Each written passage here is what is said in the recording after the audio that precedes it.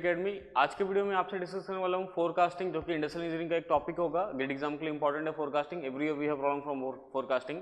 तो बेसिकली मैं क्या करूँगा, गेट एग्जाम के कुछ प्रीवियस क्वेश्चंस को लूँगा यहाँ पे, राइट। साथ ही साथ उन क्वेश्चंस पे कैसे कंसेप्ट को अप्लाई करते हैं, चाहे वो फिर सिंपल मूविंग एवरेज मेथड हो, वेटेड मूविंग एवरेज मेथड हो, सिंपल एक्सपोनेंशियल स्मूथिंग मेथड हो या फिर रिग्रेशन मेथड हो, सभी मेथड को यहाँ पे मैं देखूंगा। सभी के बेसिस पे क्वेश्चंस को सेलेक्ट करूंगा प्रीवियस ग्रेड एग्जामिनेशन के, और क्वेश्चंस को थ्रू आपको कंसेप्ट को समझाने की कोशिश करूंगा। तो वीडियो को पूरा देखिएगा स्टार्ट से एंड तक, आपको फोरकास्टिंग बहुत ज़्यादा बेनिफिट होगा गेट एग्जाम में क्वेश्चंस को अटेम्प्ट करने के लिए। पहला प्रॉब्लम ले रहा हूँ, गेट 2005 से आया हुआ, देखते हैं प्रॉब्लम कैसा है। The problem is the sales of a product during the last 4 years were 860, 880, 870 and 890 units. The forecast for the 4th year was 876 units. If the forecast for the 5th year using simple exponential smoothing is equal to the forecast using a 3-period moving average, the value of exponential smoothing constant alpha is the 4 options given 1/7, 2/7, 1/5, 2/5. देखते हैं problem ऐसा है, आपको year दिया है first, second, third, fourth, और demand दिया, forecast दिया है। डिमांड दिया है फर्स्ट ईयर में 860 यूनिट्स दिया है, 880, 870, 890 यूनिट्स दिया है, और फोरकास्ट का वैल्यू जो है ना वो सिर्फ फोर्थ वाले ईयर के लिए दिया है, 876 दिया है। साथ ही साथ आपको बताना है एक्सपोनेंशियल स्मूथिंग कांस्टेंट अल्फा का वैल्यू आपको फाइंड आउट करना है। गिवन दैट कंडीशन गिवन है कि forecast for the 5th year using exponential smoothing जो होगा इक्वल टू होगा forecast for the 5th year using simple moving average for 3 months. 3 months का जो सिंपल मूविंग एवरेज होगा, 3 मंथ्स सिंपल मूविंग एवरेज जो होगा वो एक्सपोनेंशियल स्मूथिंग के इक्वल होगा, आपको दिया है। What is the value of alpha, देखते हैं। तो स्टार्ट करेंगे यहाँ पे। तो forecast for the 5th period जो होगा वो जाएगा alpha times of D for 4th period plus 1 minus alpha F for 4th period. और अगर सिंपल मूविंग की बात करूँ तो 3 मंथ्स का मूविंग एवरेज लेना है। 3 मंथ्स में सबसे स्टार्ट किया, सबसे लेटेस्ट वाले डेटा से स्टार्ट करते हैं, यानी 4th वाला, 3rd वाला और 2nd वाले तीनों को क्या करना पड़ेगा, एवरेज लेना पड़ेगा मेरे को। तो 890, 870, 880, तो यहाँ पे ले रहा हूँ इस टाइप का 890 units plus 870 plus 880 units divided by यहाँ पे 3 कर दिया। अब देखिए एक इक्वेशन बन गया यहाँ पे। This is the formula for exponential smoothing method. 5th period के अगर आपको फोरकास्ट करना है, alpha into D of 4 plus 1 minus alpha F of 4 हो जाएगा। देखिए यहाँ पे ये वैल्यू जो है ये हो जाएगा D4 का वैल्यू हो जाएगा 890 जो होगा demand for the 4th period हो जाएगा, और ये वाला वैल्यू जो है 876 वाला जो वैल्यू है ये हो जाएगा आपके पास F4 का वैल्यू हो जाएगा। This is the value of F4।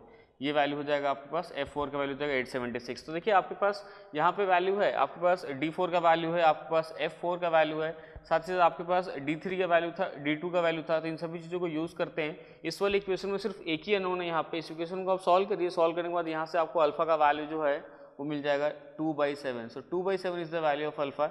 Exponential smoothing का वैल्यू जो आ जाएगा वो 2/7 आ जाएगा। 4 ऑप्शंस भी यहाँ पे दिया हुआ है, 1/7, 2/7, 1/5, 2/5। So option b is correct, that is 2/7। बहुत ही सिंपल सा प्रॉब्लम। आप देखोगे ना पूरे फोरकास्टिंग में, फोरकास्टिंग क्या है ना, आने का चांस बहुत ज़्यादा है, चांसेस बहुत हाई होता है गेट एग्जामिनेशन में, बार बार क्वेश्चन आता है, बट प्रॉब्लम ना बहुत ही सिंपल होता है, just like school level mathematics होता है। कई बार तो सिर्फ एवरेज लेने के लिए आता है, एवरेज ले लीजिए, इस टाइप का प्रॉब्लम आता है। तो आप देखोगे ना प्रॉब्लम बहुत ही सिंपल है। आपको ना सिर्फ फॉर्मूला नोन होना चाहिए, कैसे फॉर्मूला, आप कैसे उसको अप्लाई कर सकते हो उस फॉर्मूले को, बस उतने से प्रॉब्लम आपका बन जाएगा। देखते हैं दूसरा प्रॉब्लम, देखते हैं इसका सेकंड वाला प्रॉब्लम कैसा है, जो गेट 2015 से लिया हुआ है यहाँ पे। For a canteen, the actual demand for disposable cups was 500 units in January and 600 units in February. The forecast for the month of January was 400 units. The forecast for the month of March, considering the smoothing constant alpha is 0.75, यानी आपको alpha का value दिया 0.75 दिया हुआ है, और बाकी के डेटा दिया आपको निकालना हो मार्च का फोरकास्ट क्या होगा। देखते हैं कैसे दिया हुआ है। टेबल यहाँ बना लो। अगर मान लो आपको मंथ यहाँ पे दिया हुआ है, मंथ दिया हुआ है, साथ ही साथ आपको दिया हुआ है यहाँ पे डिमांड भी दिया है और उसका फोरकास्ट का वैल्यू भी गिवन है। अगर तो मंथ आपके पास यहाँ पे देखिए जनवरी है आपके पास, तो जनवरी जो है उस वाले में आपको डिमांड जो है वो 500 है, और फेब्रुवरी जो है उस वाले में आपको जो डिमांड है वो 600 यूनिट्स का डिमांड आपको गिवन है। यहाँ पे 2 मंथ का यहाँ पे हम कंसिडर कर लेते हैं। और साथ ही फोरकास्ट की बात करूँगा तो फोरकास्ट आपको जनवरी का दिया है 400 दिया है, और अल्फा का वैल्यू जो दिया है वो 0.75 दिया हुआ है। आपको जो फाइंड आउट करना है वो forecast value of March, March के लिए आपको फोरकास्ट करना है नंबर ऑफ यूनिट्स, कितना नंबर ऑफ यूनिट्स आएगा मार्च के लिए, ये आपको फाइंड आउट करना पड़ेगा। देखेंगे 2 तरीका अलग अलग करने का, दोनों मेथड को यहाँ पे करूँगा। पहले तो आप ऐसा कर सकते हैं कि जनवरी का डेटा यूज़ करके और फरवरी का फोरकास्टेड वैल्यू आप निकाल सकते हो। कैसे, फोरकास्ट फॉर फेब्रुवरी, अगर मान लो मैं फरवरी का फोरकास्ट निकालूंगा, alpha times of demand of January, जनवरी का डिमांड ले लो, plus 1 minus alpha times of forecast of January आप ले सकते हो। पहला तो ये तरीका हो गया। तो यहाँ पे अल्फा का वैल्यू दिया है 0.75 मल्टीप्लाइड पे demand of January, that is 500 units आपको दिया, प्लस 1 माइनस अल्फा, अल्फा 0.75 है तो ये हो जाएगा 0.25 multiplied by forecast for January, ये हो जाएगा 400। तो आपके पास जो फरवरी का जो फोरकास्ट आ गया, फरवरी का जो फोरकास्ट आ जाएगा वो आ जाएगा यहाँ पे आपके पास 475 यूनिट्स आ गया। तो 475 यूनिट्स जो है वो फरवरी का फोरकास्ट आ गया। दैट मीन्स यहाँ पे जो वैल्यू नहीं गिवन है ये कितना होगा बताना, 475 होगा। This is 475। ये आ जाने के बाद आप क्या कर सकते हो, मार्च के लिए भी निकाल सकते हो सेम फॉर्मूला लगा के। तो कैसे निकालोगे, right, forecast for the month of मार्च, अगर आप मार्च निकालना चाहोगे तो ये alpha times of demand of February हो जाएगा plus 1 minus alpha forecast of February हो जाएगा। इस टाइप से आप यहाँ पे अप्लाई कर पाओगे। तो किस टाइप से हो जाएगा, alpha, alpha what is the value of alpha, तो अल्फा का वैल्यू हो जाएगा so forecast for the month of March. तो अगर आप मार्च के लिए अगर फोरकास्ट करना चाहते हो तो अल्फा का वैल्यू हो जाएगा 0.75 मल्टीप्लाइड बाई 0.75 मल्टीप्लाइड बाई आप क्या करोगे, डिमांड फॉर फेब्रवरी, फेब्रवरी का डिमांड आपको दिया हुआ है that is 600 plus 1 minus alpha that is 0.25 multiplied by forecast that is 475 कर लोगे यहाँ पे। तो वैसे कंडीशन सॉल्व करने के बाद 568.75 यूनिट्स के आसपास इसका क्या आ जाएगा, आंसर आ जाएगा। तो this is the value of forecast for the month of March.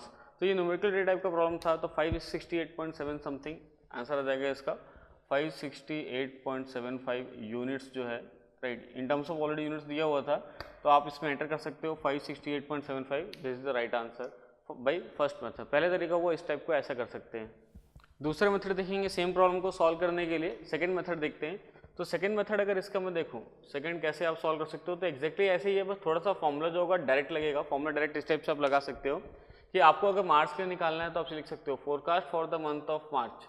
March के लिए अगर आपको सीधा फोरकास्ट करना है, forecast for month of March, तो हो जाएगा alpha multiplied by demand of February, February का demand, plus alpha into 1 minus alpha multiplied by demand of January आप लिख सकते हो, प्लस लिख सकते हो 1 माइनस अल्फा का क्यूब लिख सकते हो, और यहाँ पे फोरकास्ट ऑफ जनवरी आप लिख सकते हो। देखो सिंपल हो जा रहा है, यहाँ पे आपने फरवरी का डिमांड का वैल्यू यूज़ किया है, जनवरी के डिमांड का वैल्यू यूज़ किया है, और जनवरी का फोरकास्ट का वैल्यू भी आप यहाँ पे यूज़ कर ले रहे हो। सिंपल है।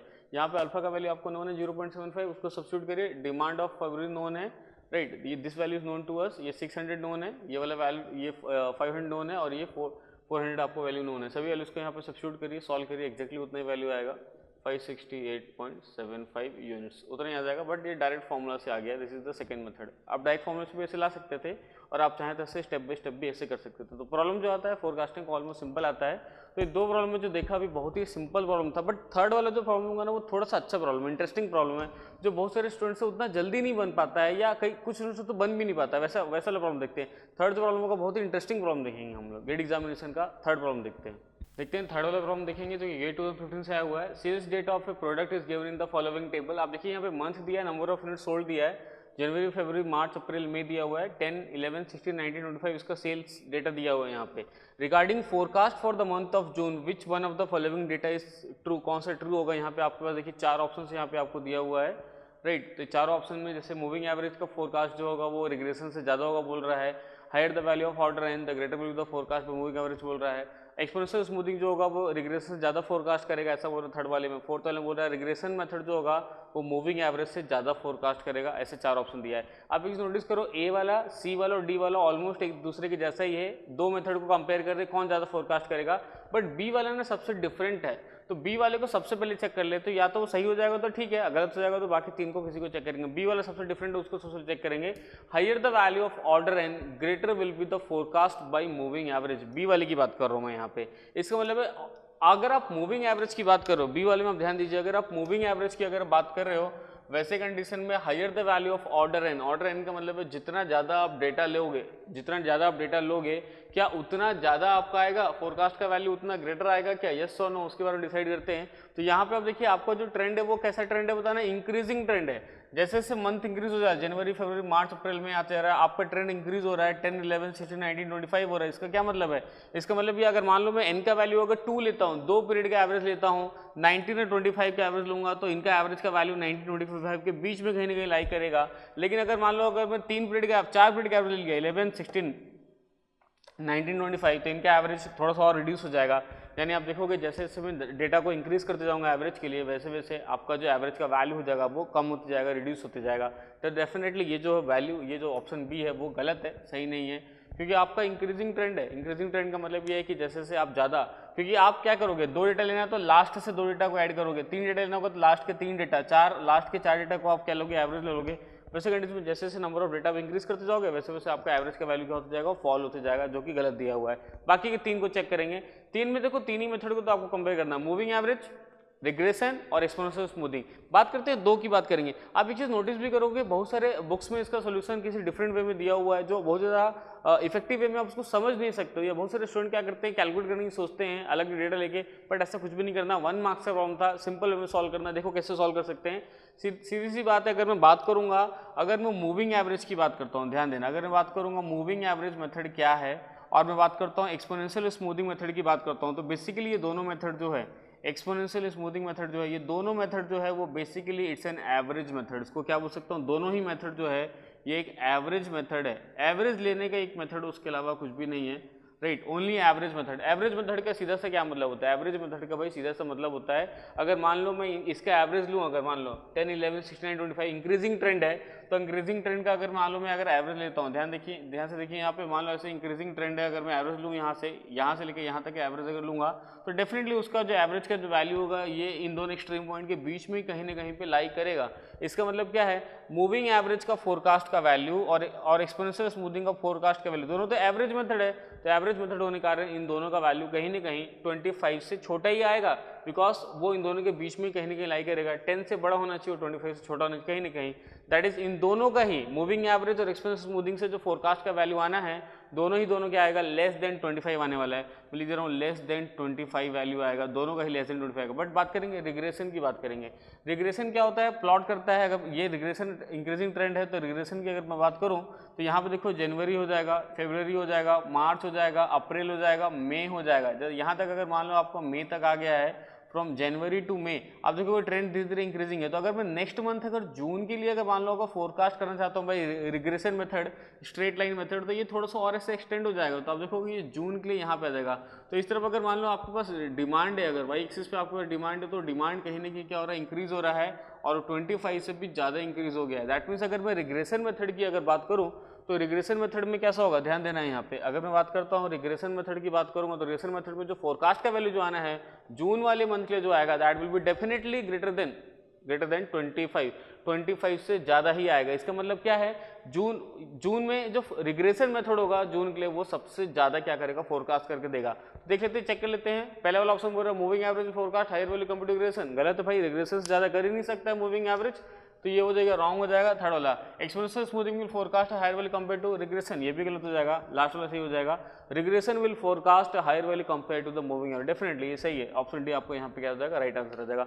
1 मार्क्स का प्रॉब्लम था, छोटा सा प्रॉब्लम था, आपको ना बहुत ज़्यादा टाइम नहीं लगाना है ग्रेड एग्जामिनेशन में, एफर्ट नहीं डालना है, कोई कैलकुलेशन नहीं करके देखना है, कोई फॉर्मूला नहीं लगाना था आपको। कुछ लोग क्या करते हैं ना, अल्फा का वैल्यू अपने हिसाब से एज्यूम कर लेते हैं, अल्फा का वैल्यू 0.3 ले लेता हूँ, अल्फा का वैल्यू 0.4 ले लेता हूँ, उसके बाद क्या करता हूँ, सॉल्व करता हूँ एक्सपोनेंशियल स्मूथिंग। कुछ लोग रिग्रेशन पूरा प्रॉब्लम सॉल्व करने लगते हैं, इक्वेशंस को लगाने लगते हैं, वेस्ट ऑफ टाइम। ऐसा कुछ भी नहीं करना था, आपको सिर्फ लॉजिकली सोचना था कि मूविंग एवरेज मेथड और एक्सपोनेंशियल स्मूथिंग मेथड है just like an average only, सिर्फ एवरेज लेना है। और इंक्रीजिंग ट्रेंड है, तो इंक्रीजिंग ट्रेंड है, इसका मतलब क्या है, 10 से लेकर 25, अगर यहाँ पे आपका वैल्यू 10 है और यहाँ पे आपका वैल्यू 20 है, एवरेज का मतलब ये होता है कि हमेशा एवरेज इन दोनों के बीच में कहीं ना कहीं समवेयर ही कहीं ना कहीं यहाँ लाई करेगा, 25 से कम ही हो जाएगा। और रिग्रेशन जो होगा वो स्ट्रेट लाइन पे जाता है, तो अगर नेक्स्ट मंथ उससे ज़्यादा क्या करेगा, उसको फोरकास्ट करके दे देगा, मोर देन 25 हो सकता है, 27, 20, 29। तो ऑप्शन डी यहाँ पे क्या हो गया, करेक्ट हो गया। सो आई होप कि आप समझ पाए फोरकास्टिंग कैसे होगा। मैंने आपको यहाँ पे आज रिग्रेशन मेथड के बारे में थोड़ा सा बताया, और एक्सपोनेंशियल स्मूथिंग और मूविंग एवरेज, ये तीन ही मेथड गेट एग्जाम में घूम फिर के बार बार क्वेश्चन आता है, बहुत ही सिंपल होता है, ओनली फॉर्मुला बेस्ड। ट्राई करिए, कुछ क्वेश्चन बनाइए, गेट एग्जाम आराम से अटेम्प्ट करिए। Okay, thank you.